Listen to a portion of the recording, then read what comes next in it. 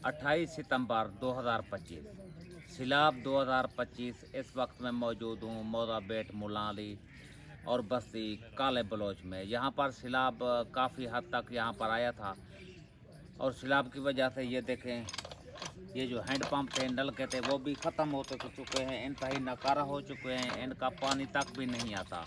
यहाँ के घर भी ख़त्म हो चुके थे, पानी भी ख़त्म हो चुका है। यहाँ पर कहीं कहीं अभी तक पानी भी खड़ा है। ये मैं दिखाऊँ आपको, ये निशान देखें, ये कहाँ तक पानी पहुँचा है। तकरीबन ये देखें 10 से 12 फुट का पानी था। उधर दिखाए जरा, ये इसको क्लोज करें, जूम करें, 1 मिनट इसको जूम करें। ये देखें निशानात, ये हैं पानी के निशानात जहाँ पर पानी बहता रहा है। यहाँ का पानी बिल्कुल गंदा हो चुका है, ये इस सैलाब की वजह से। तो हमारी मुखैर हजरात को अपील है कि अपने घरों से निकलें, यहाँ के वासियों की सैलाब ज़दगान की हेल्प के लिए पहुँचें। और कुछ नहीं, और कुछ नहीं, कम अज़ कम उनको पीने के लिए, साफ़ पानी के लिए हैंडपम्प लगवा कर दें।